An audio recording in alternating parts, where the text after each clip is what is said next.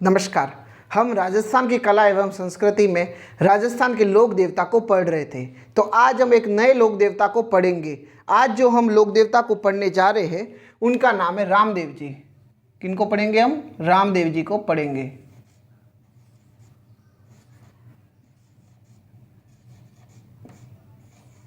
Important लोक देवता है ये, ठीक है, याद रखना।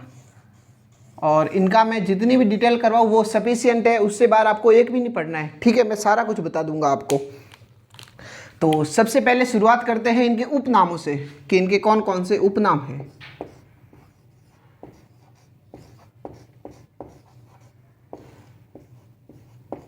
उपनाम, इनका पहला जो उपनाम है वह है पीरों के पीर। पीरों के पीर, ठीक। दूसरा इनका उपनाम है रामसा पीर। रामसा पीर। तीसरा है सांप्रदायिकता के देवता।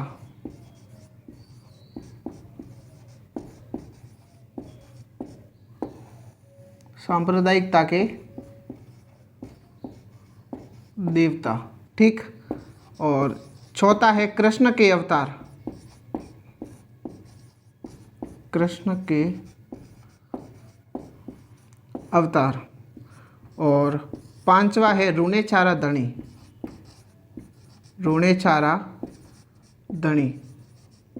इन सब के मतलब भी बताऊंगा, ठीक है। मैं अब हम जानते हैं कि पीरों के पीर इन्हें क्यों कहा गया। देखो, अब हम सबको पता है कि रामदेव जी जो लोक देवता है वह बहुत प्रसिद्ध और बहुत चमत्कारी लोक देवता है, ठीक है।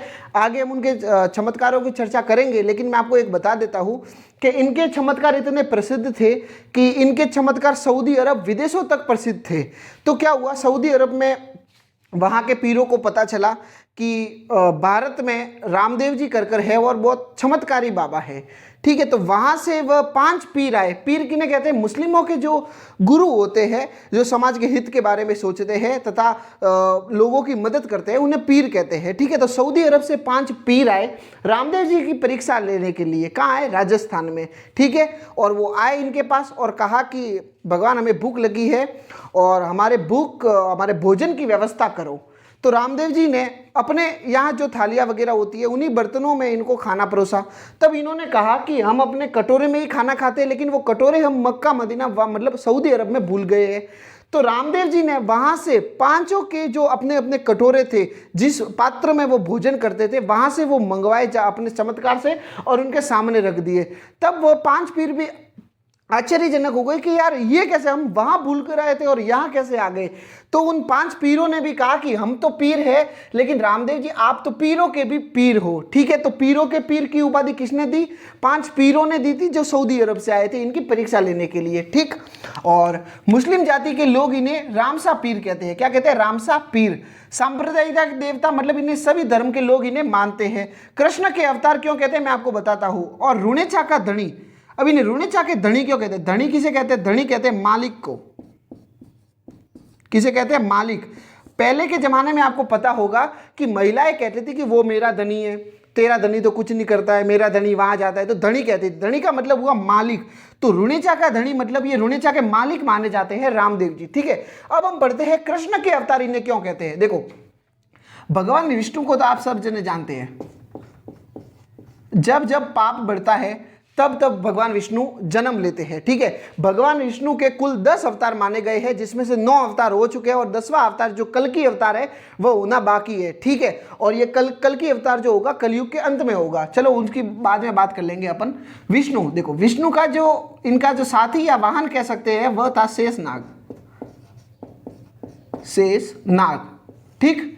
विष्णु भगवान ने अवतार लिया था कृष्ण के रूप में, आपको सबको पता है कृष्ण का अवतार लिया।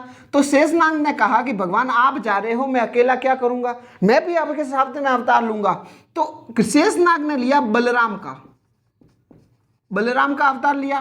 फिर कृष्ण ने वापस लिया रामदेव जी का अवतार। किसका अवतार? रामदेव जी का अवतार लिया। तो बलराम ने मतलब वही शेषनाग, तो बलराम ने बलराम ने वीरमदेव का अवतार लिया। वीरमदेव कौन थे? रामदेव जी के भाई थे, आगे हम पढ़ेंगे इनके बारे में। देखो, विष्णु का अवतार कृष्ण और कृष्ण का अवतार माने जाते हैं रामदेव जी। शेषनाग के अवतार बलराम और बलराम के अवतार माने जाते हैं वीरमदेव। वीरमदेव कौन थे? रामदेव जी के ज्येष्ठ भाई थे, बड़े भाई थे। ठीक है, ये हो गई रामदेव जी के उपनामों की कहानी। अब हम पढ़ते हैं रामदेव जी की कुंडली को पढ़ते हैं कि रामदेव जी के कितने भाई बहन माता पिता कौन थे, हम जानते हैं। ठीक है,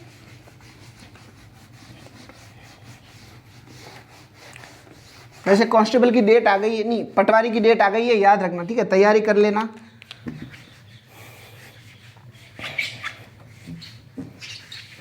अब हम पढ़ते हैं इनके कुंडली के बारे में। तो सबसे पहले कुंडली में हम देखेंगे इनके जन्म।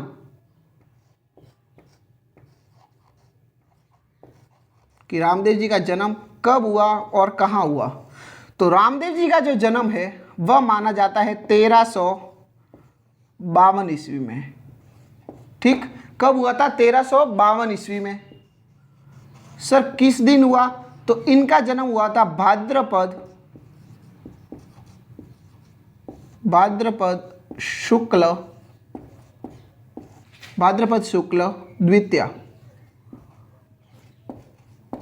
कब हुआ? भाद्रपद शुक्ल द्वितीया को इनका जन्म हुआ था। प्रश्न आ जाए रामदेव जी का जन्म कब हुआ? 1352 ईस्वी भाद्रपद शुक्ल द्वितीया को हुआ था। अब सर कहां हुआ था?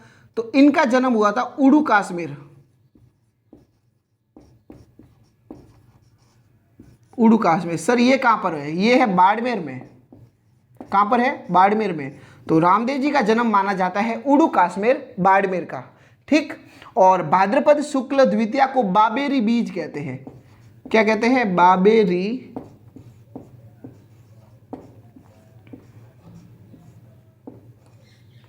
जैसे आपको पता होगा, मैंने गोगा जी पढ़ाया था, तो पढ़ाया था आपको कि भाद्रपद कृष्ण नवमी, भाद्रपद कृष्ण नवमी को क्या कहते हैं? गोगा नवमी। तो इसी प्रकार भाद्रपद शुक्ल द्वितीया को कहते हैं बाबेरी बीज। ठीक, ये हो गए। अब इनके पिता की बात करते हैं अपन कि इनके पिता कौन थे। तो इनके पिता का नाम था अजमाल सिंह जी। अजमाल सिंह जी, अजमाल सिंह जी। ठीक है, और ये तंवर राजपूत थे। तंवर राजपूत थे। इनकी माता का नाम मेणा दे था। क्या नाम था? मेणा दे। ठीक है, इनकी पत्नी का बात करें कि पत्नी का क्या नाम था, तो इनकी पत्नी का नाम था नेतल दे। क्या नाम था? इनकी पत्नी का नाम नेतल दे था। इनकी बहन का नाम का पता चले कि इनकी बहन कौन थी, तो इनकी दो बहनें थी। पहली बहन का नाम था सुगुणाबाई।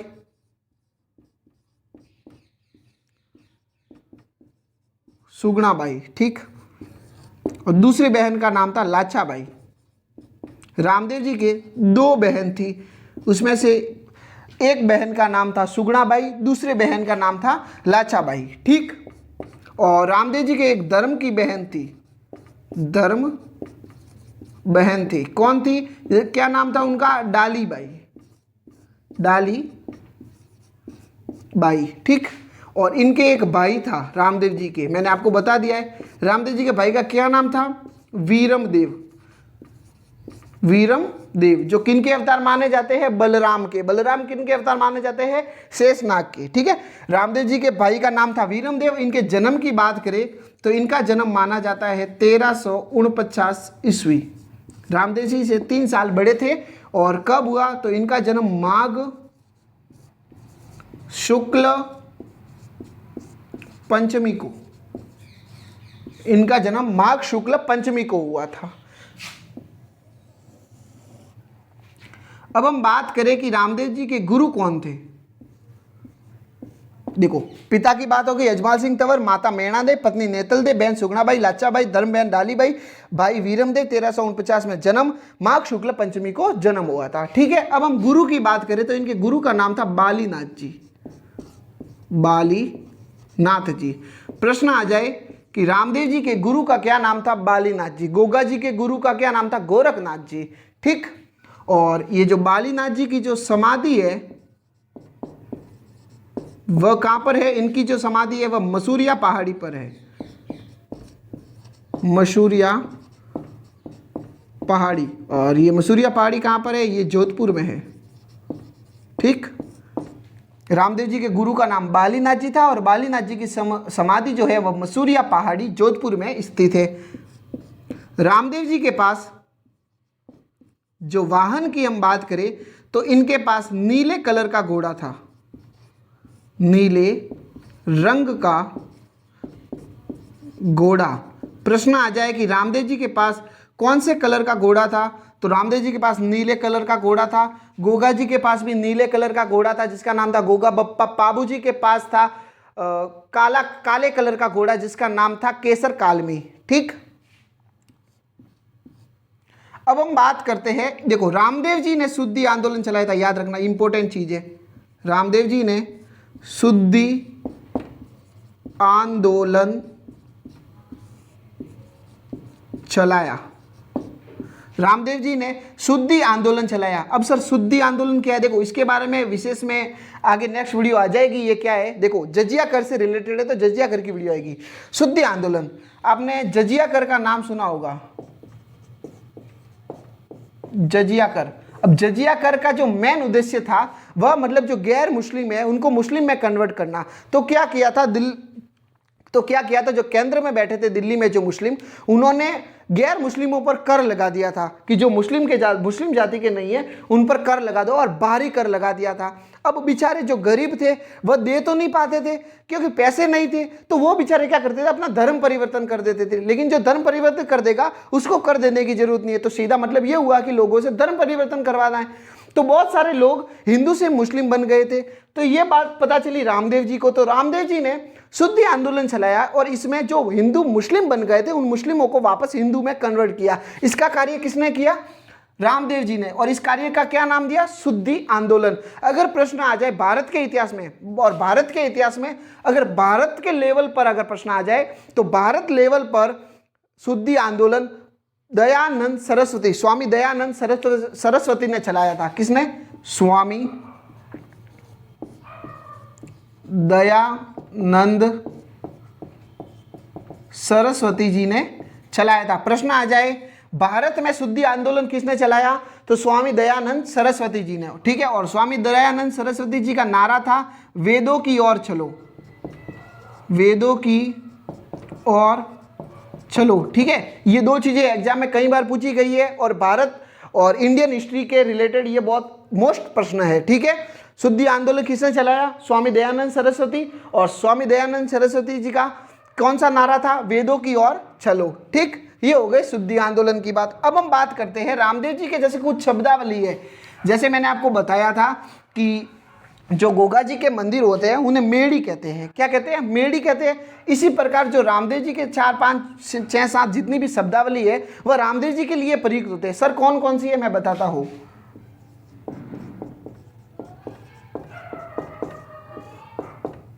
शब्दावली, इसमें जो शब्दावली में जो पहला नाम है वह है पर्चा। ठीक। पर्चा किसे कहते हैं? रामदेव जी की जो चमत्कारी घटनाएं होती है, चमत्कारी घटनाओं को पर्चा कहते हैं। ठीक। दूसरे नंबर है नेजा। सर नेजा किसे कहते हैं? रामदेव जी की जो पंचरंगी ध्वजा होती है, पंचरंगी ध्वजा होती है उसे नेजा कहते हैं। ठीक। तीसरा है पगल्या। पगल्या किसे कहते हैं? रामदेव जी के जो पैरों के जो चित्र होता है या चिन्ह होता है उसे प्रतीक कहते हैं। वह प्रतीक के रूप में माना जाता है जिसे पगल्या कहते हैं। ठीक है। तो रामदेव जी का प्रश्न आ जाए पगल्या क्या है, तो रामदेव जी का प्रतीक है। और फिर है बाम्बी। बाम्बी किसे कहते हैं? रामदेव जी के पुजारी को बाम्बी कहते हैं। ठीक। फिर है देवरा। प्रश्न आ जाए देवरा किस लोक देवता के मंदिर को कहते हैं, या देवरा या थान किस लोक देवता के मंदिर को कहते हैं? देवरा या थान रामदेव जी के मंदिर को कहते हैं। देखो प्रश्न ऐसे भी आ सकता है कि देवरा या थान किस लोक देवता के मंदिर को कहते हैं, तो रामदेव जी के मंदिर को। फिर है जात्रु। जात्रु किसे कहते हैं? रामदेव जी के जो यात्री होते हैं उसे यात्रियों को जात्रु कहते हैं, या फिर इनके भक्तों को जात्रु कहते हैं। ठीक, 8वां। फिर है रिखिया। सर रिखिया किसे कहते हैं? रिखिया जो मेघवाल जाति के जो भगत होते हैं, रामदेव जी के जो मेघवाल जाति के जो भगत होते हैं उन्हें रिखिया कहते हैं। क्या कहते हैं? रिखिया। ठीक। फिर है फूल। फूल किसे कहते हैं? रामदेव जी की जो चांदी की मूर्ति होती है, चांदी की मूर्ति होती है उसे फूल कहते हैं। ठीक। फिर है ब्यावले। ये इंपॉर्टेंट है, याद रखना, ब्यावले। ब्यावले किसे कहते हैं? रामदेव जी के जो भजन होते हैं उन्हें ब्यावले कहते हैं। रामदेव जी के भजनों को क्या कहा जाता है? ब्यावले। एक बार वापस से रिवीजन करवा देता हूं। शब्दावली। पर्चा किसे कहते हैं? रामदेव जी की चमत्कारी घटनाओं को। नेजा, रामदेव जी की जो पंचरंगी ध्वजा होती है उसे नेजा कहते हैं। पगलिया, रामदेव जी के प्रतीक को पगलिया कहते हैं। बाम्बी, रामदेव जी के पुजारी को बाम्बी कहते हैं। देवरा या थान, रामदेव जी के मंदिर को कहते हैं। जातरू, जो रामदेव जी के जो यात्री होते हैं या एक तरह से आप भक्त मान लो, उनको जातरू कहते हैं। रिखिया किसे कहते हैं? मेघवाल जाति के जो रामदेव जी के भगत होते हैं उन्हें रिखिया कहते हैं। फूल किसे कहते हैं? रामदेव जी की छोटी मूर्ति आती है चांदी की और उसे फूल कहते हैं। ब्यावले किसे कहते हैं? रामदेव जी के भजनों को ब्यावले कहते हैं। ठीक, ये हो गई रामदेव जी की शब्दावली। अब हम पढ़ते हैं इनके द्वारा जो पंथ चलाए गए और इनके फड़ के बारे में हम विस्तार से जानते हैं। इन्होंने कामड़िया पंथ की स्थापना की थी। किसकी? रामदेव जी ने कामड़िया पंथ चलाया था। कौन सा पंथ चलाया था? कामड़िया। जानते हैं उसके बारे में। अब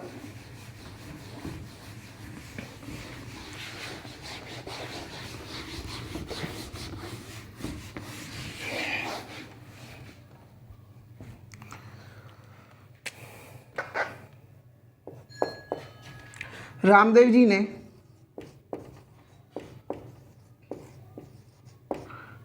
कामड़िया पंथ चलाया। ठीक है, प्रश्न आ जाए कामड़िया पंथ की स्थापना किस लोक देवता के द्वारा हुई? तो कामड़िया पंथ की स्थापना रामदेव जी ने की थी। रामदेव जी ने स्थापना की। ठीक है, प्रश्न आ जाए कामड़िया पंथ की स्थापना किसने की? तो रामदेव जी ने। ये जो कामड़िया पंथ के जो लोग होते हैं वह शव को दफनाते हैं, शव को दफनाते हैं। सर इसका क्या मतलब हुआ? देखो, हिंदू धर्म में 16 संस्कार है, जिसमें से 16वां संस्कार माना गया है अंतिम संस्कार, जिसमें किसी व्यक्ति की मौत हो जाती है उसे अग्नि संस्कार दिया जाता है, अग्नि में जलाया जाता है। ठीक, लेकिन जो कामड़िया पंथ के जो प्रतिपालक होते हैं या कामड़िया पंथ के जो लोग होते हैं वह क्या करते हैं? वह सबको जलाते नहीं है, दफना देते हैं, जमीन में गाड़ देते हैं। ठीक है, और कामड़िया पंथ की जो बहुएं होती है, कामड़िया पंथ की जो बहुएं होती है उनके द्वारा, बहुओं के द्वारा 13 ताली नृत्य किया जाता है। 13 ताली नृत्य किया जाता है। ठीक है, प्रश्न आ जाए किस जाति के द्वारा 13 ताली नृत्य किया जाता है? तो कामड़िया पंथ जाति के द्वारा 13 ताली नृत्य किया जाता है, तथा कामड़िया पंथ में भी उनके बहुओं के द्वारा किसके द्वारा? कामड़िया पंथ की बहुओं के द्वारा 13 ताली नृत्य किया जाता है। ठीक है, और जो यह नृत्य है वो बैठकर किया जाता है, बैठकर किया जाता है। प्रश्न आ जाए कौन सा नृत्य है जो बैठकर किया जाता है? तो 13 ताली नृत्य है जो बैठकर किया जाता है।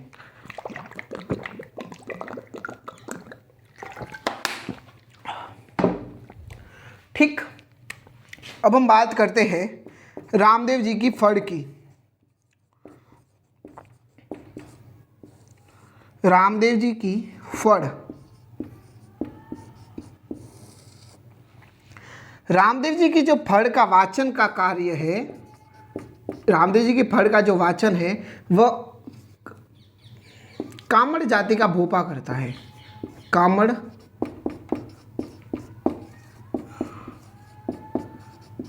कामड़ जाति का भोपा करता है। ठीक है, और रामदेव जी के फड़ का जो वाचन है वह किसके द्वारा होता है? रावण वाद्य यंत्र द्वारा, रावण हत्ता वाद्य यंत्र द्वारा। प्रश्न आ जाए रामदेव जी की फड़ का वाचन करते समय किस वाद्य यंत्र का प्रयोग किया जाता है? तो रावण हत्ता वाद्य यंत्र का प्रयोग किया जाता है। और रामदेव जी की जो फड़ है वह सर्वाधिक बीकानेर तथा जैसलमेर में बांची जाती है। ठीक, और रामदेव जी के फड़ का जो चित्रण है, सर्वप्रथम चित्रण, प्रश्न आ जाए रामदेव जी की फड़ का सर्वप्रथम चित्रण, सर्वप्रथम चित्रण किसने किया? तो वह किया था चौथमल छितेरे ने। किसने? चौथमल छितेरे ने। चौथमल छितेरे ने रामदेव जी की फड़ का सर्वप्रथम चित्रण किया। प्रश्न आ जाए रामदेव जी की फड़ का सर्वप्रथम चित्रण किसने किया? तो चौथमल छितेरे ने। ठीक, अब हम बात करते हैं, ये हो गई रामदेव जी की फड़ हो गई और कामड़िया पंथ हो गया। अब हम बात करते हैं रामदेव जी की कुछ चमत्कार है जिन्हें हम पर्चा कहते हैं। रामदेव जी के कुछ पर्चा है, हालांकि एग्जाम में तो नहीं आएंगे, लेकिन क्या है मेरे को आते हैं तो बता देता हूँ, ज्ञान बांटने की कोशिश कर रहा हूँ। ठीक है, और तो देखो कौन कौन से पर्चे हैं मैं आपको बताता हूँ। देखो सबसे पहले तो रामदेव जी ने जन्म होते ही उफनते दूध को शांत किया था, फिर इन्होंने कपड़े का घोड़ा आकाश में उड़ाया, फिर स्वार्थिया का जहर उतारा था इन्होंने, और एक गाय के बछड़े को पुनः जीवित किया था। और सबसे जो इम्पोर्टेंट है वो बता देता हूँ, और रामदेव जी ने एक राक्षस था आड़ू, दो राक्षस थे आड़ू तथा भैरव, आड़ू तथा भैरव राक्षस, आड़ू तथा भैरव राक्षस का वध किया था, वध किया था तथा भैरव राक्षस जो था वह सातलमेर में रहता था, सातलमेर में रहता था। सर ये सातलमेर का है, आपको पोखरण पता होगा, तो पोखरण को ही प्राचीन समय में सातलमेर कहते थे। तो रामदेव जी ने भैरव राक्षस का वध कर दिया। भैरव राक्षस रहता था सातलमेर में, तो सातलमेर पर रामदेव जी का अधिकार हो गया। तो सातलमेर को रामदेव जी की बहन का नाम था सुगुणाबाई। क्या नाम था बहन का? सुगुणाबाई। मैंने बता दिया था पहले। सुगुणाबाई का विवाह होता है पुंगलगढ़ के राजकुमार, पुंगलगढ़ के राजकुमार विजय सिंह, पुंगलगढ़ के राजकुमार विजय सिंह के साथ इनका विवाह होता है। तो रामदेव जी दहेज के रूप में सातलमेर को या पोखरण को देते हैं। प्रश्न आ जाए सुगुणाबाई को दहेज के रूप में कौन सा गांव दिया गया था? तो या तो सातलमेर ऑप्शन में मिलेगा या आपको पोखरण मिलेगा। ठीक, अब हम बात करते हैं, देखो रामदेव जी जो है वह एकमात्र ऐसे लोक देवता है, एकमात्र लोक देवता जिन्होंने ग्रंथ की रचना की, और उस ग्रंथ का नाम है 24 बाणियां। 24 बाणियां। प्रश्न आ जाए कौन से लोक देवता है जिन्होंने, एकमात्र कौन से लोक देवता है जिन्होंने ग्रंथ की रचना की? तो रामदेव जी ऐसे एकमात्र जो लोक देवता है जिन्होंने ग्रंथ की रचना की। और रामदेव जी के ग्रंथ का क्या नाम था? 24 बाणियां ग्रंथ। क्या नाम था? 24 बाणियां। प्रश्न आया हुआ है कि 24 बाणियां ग्रंथ की रचना किसने की? तो रामदेव जी ने। ठीक, और रामदेव जी के दरबार में इनके जो सहयोगी थे, देखो इनके कौन कौन से सहयोगी थे? एक तो था रत्ना राय का, रत्ना राय का, इसको भी एक बार पर्चा दिया था, इसके मिश्री का व्यापार था तो मिश्री का नमक कर दिया था और नमक का वापस मिश्री किया। रत्ना राय का अर्जी बाटी और लक्की बणजारा, लक्की बणजारा, सॉरी वो जो मिश्री का नमक या नमक का मिश्री किया था वह लक्की बणजारे को पर्चा दिया था, याद रखना, सॉरी। हाँ देखो इसमें जो इंपॉर्टेंट है वो है अर्जी पार्टी। क्यों अर्जी पार्टी? अर्जी पार्टी थे ओसिया गांव के, ओसिया गांव के। ओसिया गांव कहाँ है? जोधपुर में। ठीक है, और अर्जी पार्टी ने 4 ग्रंथ की रचना की थी। कौन कौन से ग्रंथ मैं आपको बताता हूं। पहला ग्रंथ है इनका आगम पुराण, दूसरा है गौ पुराण। इनके ये ग्रंथ इंपॉर्टेंट है, बहुत इंपॉर्टेंट है, एग्जाम में पूछे गए हैं। ठीक है, 4 ग्रंथ थे। पहले ग्रंथ का नाम आगम पुराण, दूसरे का गौ पुराण, तीसरे ग्रंथ का नाम था मुल्ला रामरी वीरता, मुल्ला रामरी वीरता। ठीक है, और चौथे ग्रंथ का नाम था भाद्रवारी महिमा, भाद्रवारी महिमा। ठीक, ये थे अर्जी पार्टी के 4 ग्रंथ, एग्जाम में पूछे गए हैं। प्रश्न आ जाए कि निम्न में से इस ग्रंथ की रचना या आगम पुराण की ग्रंथ की रचना किस लोक देवता ने की है? तो अर्जी पार्टी रामदेव जी का सहयोगी था, तो हरजी पाटी ने आगम पुराण, गौ पुराण, मुल्ला रामरी वीरता तथा भाद्रवारी महिमा नामक ग्रंथ की रचना की। ठीक है, हरजी पाटी कहाँ के थे? ये ओशिया गांव जोधपुर के थे। अब हम बात करें रामदेव जी की मृत्यु की, तो रामदेव जी की मृत्यु नहीं होती है, वह समाधि ले लेते हैं। रामदेव जी क्या करते हैं? रामदेव जी समाधि लेते हैं। और कब लेते हैं? तो रामदेव जी ने समाधि ली थी 1458 ईस्वी में। अब आप देखो कितने साल ये जिए थे। 1352 में जन्म है, 1458 में इन्होंने समाधि ली, तो 106 वर्ष इनकी आयु थी, जिए थे। ठीक, तो समाधि ली थी 1458 ईस्वी में। कब ली? भाद्रपद शुक्ल एकादशी। भाद्रपद शुक्ल एकादशी को रामदेव जी ने समाधि ली थी। ठीक है, और कहाँ ली थी? वह ली थी राम सरोवर तालाब, राम सरोवर तालाब जो कहाँ पर आया है? रुणेचा गांव में। ठीक, और रुणेचा गांव है पोखरण में, और पोखरण है जैसलमेर में। ठीक है, तो रामदेव जी ने 1458 ईस्वी में भाद्रपद शुक्ल एकादशी के दिन राम सरोवर तालाब रुणेचा गांव में समाधि ली। ठीक, और इसी कारण जो रामदेव जी का जो मेला है वह इनके जन्म से मरण तक भरा जाता है। मतलब रामदेव जी का जो मेला है वह भरता है भाद्रपद शुक्ल, भाद्रपद शुक्ल द्वितीया से एकादशी तक बढ़ता है। रामदेव जी का मेला भाद्रपद शुक्ल द्वितीया से एकादशी तक बढ़ता है। प्रश्न आ जाए रामदेव जी का मेला कहाँ से कहाँ तक बढ़ता है या कब बढ़ता है? तो भाद्रपद शुक्ल द्वितीया से एकादशी तक। ठीक, क्यों? रामदेव जी का जन्म माना जाता है भाद्रपद शुक्ल द्वितीया को, रामदेव जी का जन्म हुआ था तथा भाद्रपद शुक्ल एकादशी के दिन इन्होंने समाधि ली थी। ठीक है, तो इनको जन्म से समाधि तक का जो समय है वह वहाँ तक इनका मेला भरा जाता है। ठीक, ये हो गई मेले की बात हो गई। और समाधि, देखो रामदेव जी ने समाधि ली भाद्रपद शुक्ल एकादशी के दिन, तो इनके समाधि के एक दिन पहले इनकी धर्म की बहन डालीबाई ने समाधि ली थी। ठीक है, और वर्तमान में डालीबाई ने जहां पर समाधि ली थी वहां पर एक कंगन रखा हुआ है। क्या रखा हुआ है? कंगन। और मान्यता है कि ऐसा बड़ा कंगन है, और मान्यता है कि इस कंगन से जाने पर लोगों के पाप धुल जाते हैं, या पाप नष्ट हो जाते हैं, या पाप समाप्त हो जाते हैं। ठीक है, किसने ली थी? डालीबाई ने रामदेव जी के समाधि के एक दिन पहले। प्रश्न आ सकता है कि किस व्यक्ति ने या किसने रामदेव जी के समाधि के एक दिन पहले समाधि ली थी? तो रामदेव जी के समाधि के एक दिन पहले डालीबाई ने समाधि ली, और डालीबाई ने जहाँ पर समाधि ली वहाँ पर कंगन है, और जहाँ से निकलने पर हमारे पाप धुल जाते हैं अगर पाप हमने किए हैं तो। ठीक, ये हो गई बात। अब हम बात करते हैं रामदेव जी के मंदिरों को पढ़ लेते हैं। ठीक है, लास्ट हम रामदेव जी के मंदिर को पढ़ते हैं, फिर हम रामदेव जी की जो कहानी है उनको समाप्त करते हैं।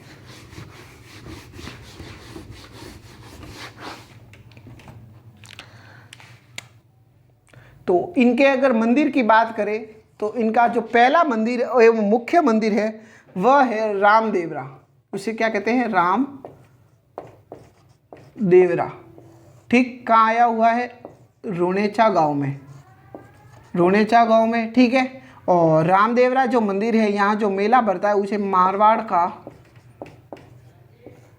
कुंभ कहते हैं। क्या कहते हैं? मारवाड़ का कुंभ कहते हैं। ठीक, कहाँ पर है? रुणेचा गांव पोखरण जैसलमेर में। दूसरा इनका जो मंदिर है वह है खुंडियास में। खुंडियास कहाँ पर है? अजमेर में। और ये जो अजमेर में खुंडियास में जो मंदिर है उसे छोटा रामदेवरा कहते हैं। क्या कहते हैं? छोटा रामदेवरा। और मुख्य रूप से छोटा रामदेवरा एक गुजरात में रामदेव जी का मंदिर है, उसे छोटा रामदेवरा भी कहते हैं। ठीक है, याद रखना, दोनों चीज़ें याद रखना। तीसरा है बराठिया कहाँ है सर? ये है पाली में, यहाँ भी रामदेव जी का मंदिर है। चौथा, रामदेव जी का जन्म स्थान कहाँ पर है? उड़ू कश्मीर। तो जन्म स्थान पर भी होना, रामदेव जी का जो मंदिर है वह वहाँ होना जरूरी है। तो रामदेव जी का जो मंदिर है वह बाड़मेर उड़ू कश्मीर में भी है। ठीक, और पांचवा जो है वह इनके गुरु की समाधि का है मसूरिया। तो मसूरिया पहाड़ी पर रामदेव जी का, और मसूरिया कहाँ है? जोधपुर में है। तो मसूरिया पहाड़ी पर भी रामदेव जी का मंदिर है। गुरु के पास शिष्य का मंदिर होना आवश्यक है। ठीक, फिर जोधपुर में एक और है जिसका नाम है अदरशिला, अदरशिला मंदिर। कहाँ पर है? जोधपुर में। यहाँ भी रामदेव जी का प्रसिद्ध मंदिर है। ठीक, फिर है सातवां कहाँ है? सूरता खेड़ा, सूरता खेड़ा कहाँ पर है? चित्तौड़गढ़। देखो रामदेव जी के मंदिर की बात करें, रामदेवरा है कहाँ पर है? रुणेचा गांव, पोखरण, जैसलमेर में है। इसे मारवाड़ का कुंभ कहते हैं। खुंडियास मेला जो है खुंडियास नामक स्थान पर है, और वह खुंडियास कहाँ पर है? अजमेर में। इसे छोटा रामदेवरा कहते हैं, और वैसे छोटा रामदेवरा एक गुजरात में मंदिर है, उसे भी कहते हैं। ठीक, फिर है बराटिया पाली में रामदेव जी का मंदिर है। उड़ू कश्मीर बाड़मेर में मंदिर है। मसूरिया पहाड़ी जोधपुर में इनका जो मंदिर है। अदरशिला मंदिर जोधपुर में भी यहाँ इनका मंदिर है, और सूरता खेड़ा चित्तौड़गढ़ में भी इनका मंदिर है। ये है इनके प्रसिद्ध मंदिर। वैसे तो मेरे गांव में भी है, आपके गांव में भी होंगे, हर जगह रामदेव जी के मंदिर होते हैं, लेकिन जो प्रसिद्ध है, जो बड़े लेवल पर जिनकी जो पूजा होती है या सब जानते हैं, उनकी मैंने चर्चा कर ली है। ठीक, ये हमने रामदेव जी को 99.9% तक मैंने आपको पूरा बता दिया है। यहाँ से अगर इतना आप पढ़ लेते हो तो मुझे नहीं लगता आपका एक भी प्रश्न रामदेव जी से बाहर जाएगा। ठीक है, अब हम मिलते हैं नेक्स्ट वीडियो में। अगर आपको हमारी वीडियो पसंद आई है तो वीडियो को लाइक करें, तथा हमारे चैनल पर नए हैं तो चैनल को सब्सक्राइब करना ना भूलें। हम मिलते हैं नेक्स्ट वीडियो में।